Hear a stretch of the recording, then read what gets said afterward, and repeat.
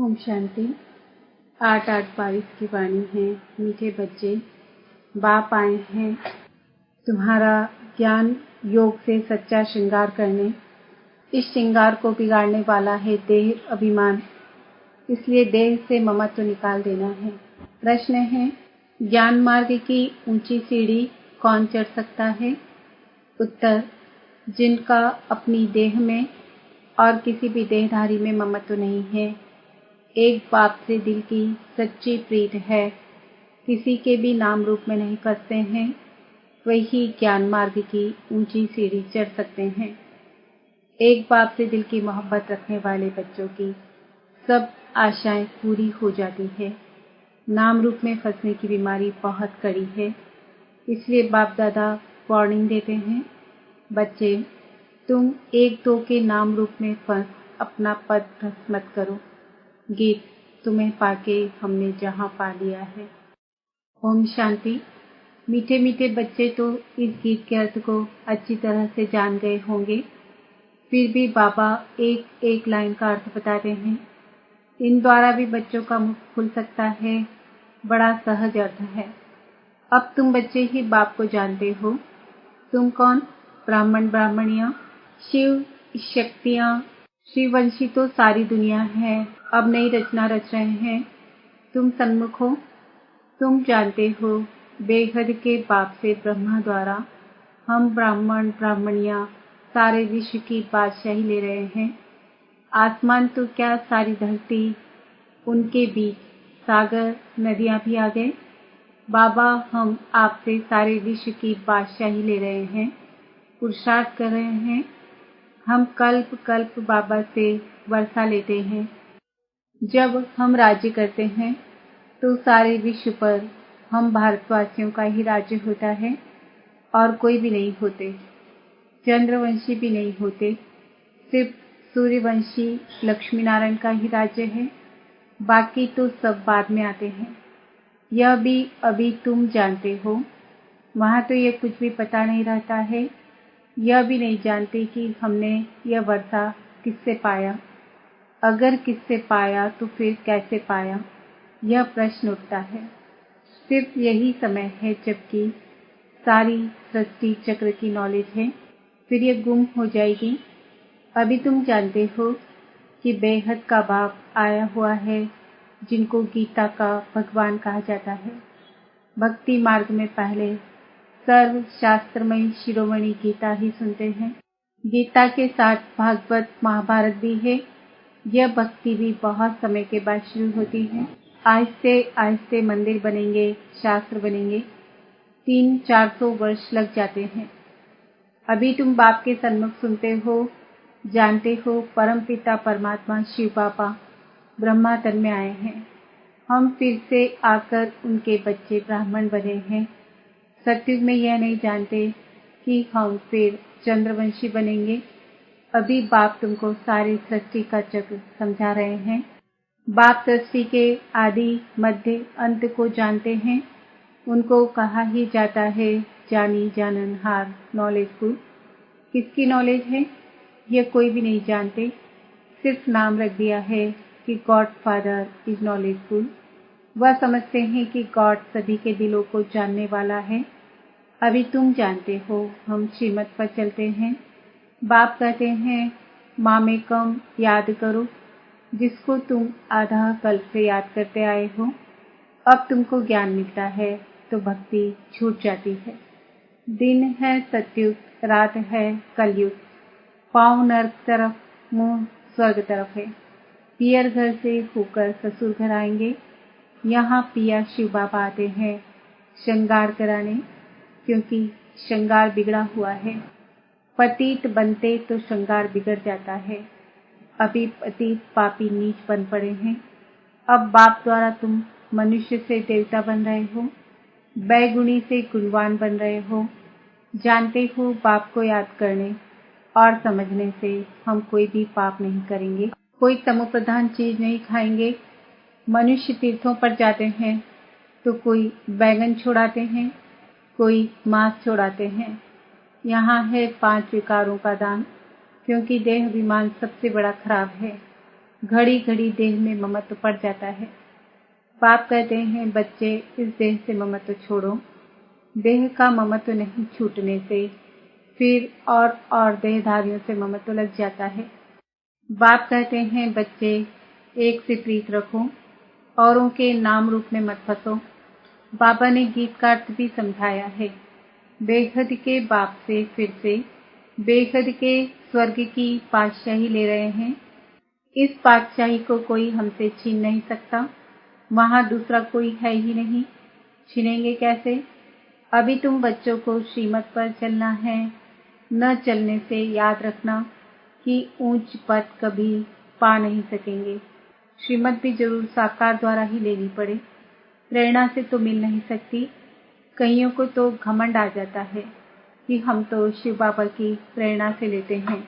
बाबा से मोहब्बत रखने से हमारी सब आशाएं पूरी होती है। मोहब्बत बड़ी अच्छी चाहिए।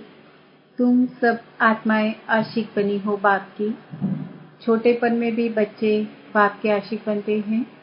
बाबा को याद करेंगे तो वर्षा मिलेगा। बच्चा बड़ा होता जाएगा, समझ में आता जाएगा। तुम भी बेहद के बाप के बच्चे आत्माएं हो। बाप से वर्षा ले रहे हो। अपने को आत्मा समझ परम पिता परमात्मा को याद करना पड़े। बाप के आशिक बनेंगे तो तुम्हारी सब आशाएं पूरी हो जाएंगी। आशिक माशूक को याद करते हैं।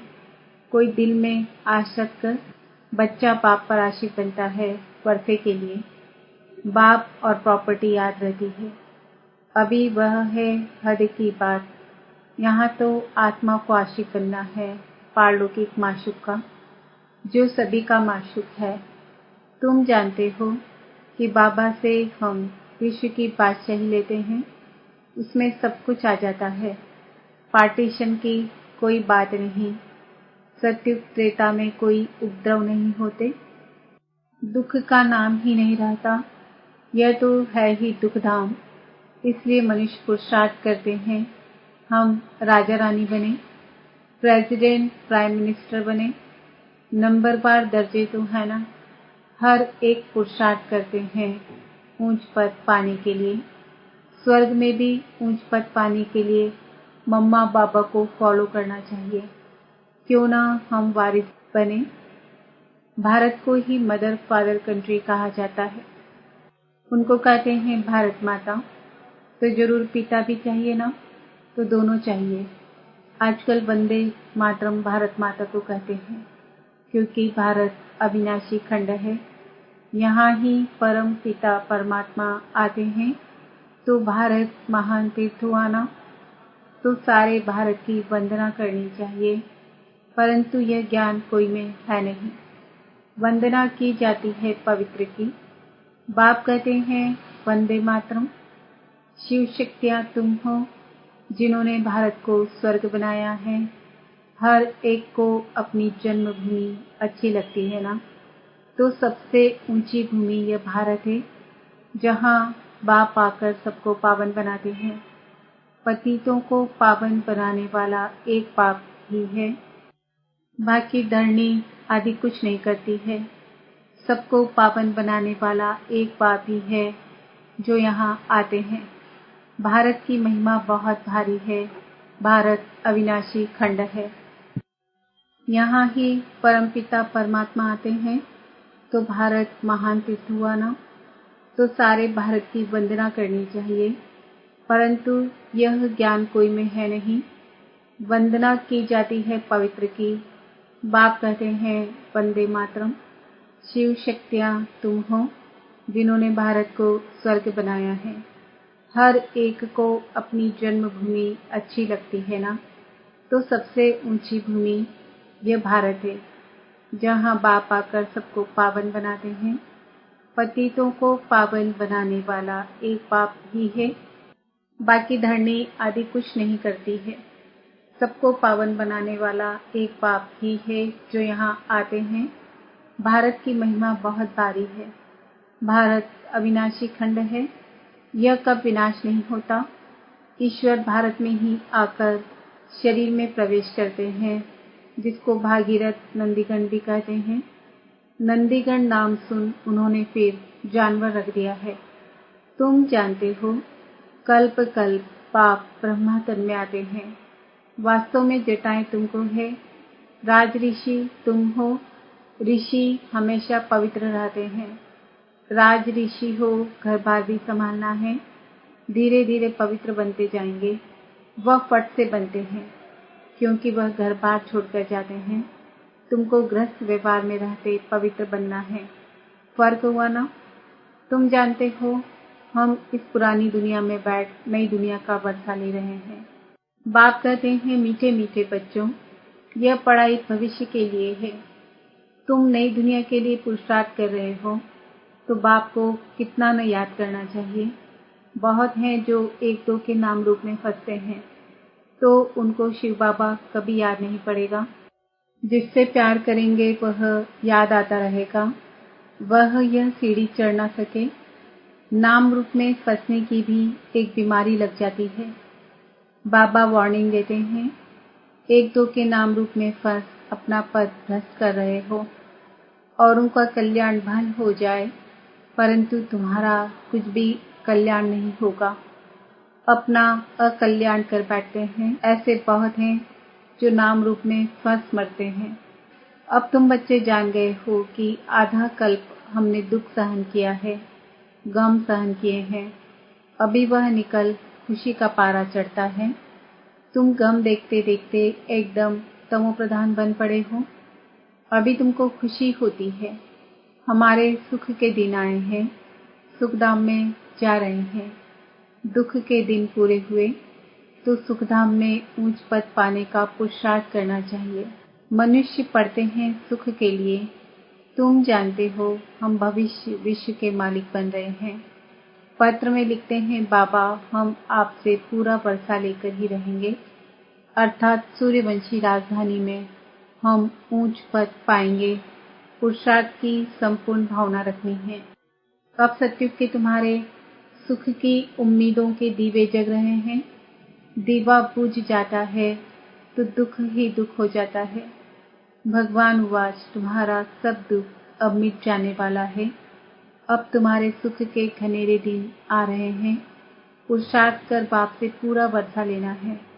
जितना अब लेंगे, इससे समझेंगे हम कल्प कल्प यह वर्षा पाने के अधिकारी बनते हैं। हर एक समझते जाएंगे। हम किसको यह रास्ता बताते हैं? बाबा कहते हैं, पुण्य आत्मा नंबर 1 सूर्यवंशी में बनना है। अंधों की लाठी बनना है। प्रश्नावली आदि बोर्ड पर जहां तहां लगाना चाहिए। एक बाप को सिद्ध करना है, वही सबका बाप है। वह बाप ब्रह्मा द्वारा ब्राह्मण रचते हैं। ब्राह्मण से तुम देवता बनेंगे। शूद्र थे, अभी हो ब्राह्मण। ब्राह्मण है चोटी, फिर है देवता। चढ़ती कला तुम ब्राह्मणों की है। तुम ब्राह्मण ब्राह्मणियां भारत को स्वर्ग बनाते हो। पांव और चोटी बाजोली खेलने से दोनों का संगम हो जाता है। कितना अच्छी रीति समझाते हैं। विनाश हुआ तो समझेंगे हमारी राजधानी स्थापन हुई। फिर तुम सब शरीर छोड़ अमरलोक में जाएंगे। यह मृत्युलोक है। ऐसा नहीं कि पुरानी मोहब्बत वाले ऊंच पद पाएंगे और नई मोहब्बत वाले कम पद पाएंगे। नहीं, सारा मदार पुरुषार्थ पर है। देखा जाता है बहुत पुरानों से नए तीखे जाते हैं, क्योंकि देखेंगे कि बाकी समय बिल्कुल थोड़ा है तो मेहनत करने लग पड़ते हैं। पॉइंट्स भी सहज मिलती जाती है। बाप का परिचय दे समझाएंगे तो गीता का भगवान कौन? शिव व श्री कृष्ण। वह है रचयिता, वह है रचना। तो जरूर रचता को भगवान कहेंगे ना। तुम सिद्ध कर बताएंगे। यज्ञ जप तप शास्त्र आदि पढ़ते नीचे उतरते आए। भगवान वाच कहकर समझाएंगे तो किसको गुस्सा नहीं लगेगा। आधा कल भक्ति चलती है। भक्ति है रात, उतरती कला चढ़ती कला। सबको सदगति में आना है। वाया गति यह समझाना पड़े। बिल्कुल सिंपल रीति समझाने से बहुत खुशी होगी। बाबा हमको ऐसा बनाते हैं। अभी आत्मा को पंख मिले हैं। आत्मा जो भारी है वह हल्की बन जाती है। देह का बांध छूटने से तुम हल्के हो जाएंगे। बाप की याद में तुम कितना भी पैदल करते जाएंगे तो थकावट नहीं होगी। यह भी युक्तियां बतलाते हैं। शरीर का बांध छूट जाने से हवा मिसल उड़ते रहेंगे। अच्छा, मीठे मीठे सिकिंदे बच्चों प्रति माता पिता बाप दादा का याद प्यार, गुड मॉर्निंग। रूहानी बाप की रूहानी बच्चों को नमस्ते। हम रूहानी बच्चों की रूहानी बाप दादा को याद प्यार, गुड मॉर्निंग, नमस्ते, ओम शांति। धारणा के लिए मुख्य सार। देह अभिमान वश कभी रूठना नहीं है। साकार द्वारा बाप की मत लेनी है। एक परमात्मा माशूक का सच्चा आशिक बनना है। घर बार संभालते राज ऋषि बनकर रहना है। सुखधाम में जाने की पूरी उम्मीद रख पुरुषार्थ में संपूर्ण भावना रखनी है। वरदान। माया की बड़ी बात को भी छोटी बनाकर पार करने वाले निश्चय बुद्धि विजयी भव। कोई भी बड़ी बात को छोटा बनाना या छोटी बात को बड़ा बनाना अपने हाथ में है। किसी किसी का स्वभाव होता है छोटी बात को बड़ी बनाना और कोई बड़ी बात को भी छोटा बना देते हैं। तो माया की कितनी भी बड़ी बात सामने आ जाए लेकिन आप उससे बड़े बन जाओ तो वह छोटी हो जाएगी।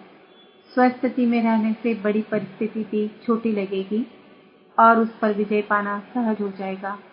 समय पर याद आए कि मैं कल्प कल्प का विजयी हूँ तो इस निश्चय से विजयी बन जाएंगे। स्लोगन। वरदाता को अपना सच्चा साथी बना लो तो वरदानों से झोली भर जाएगी।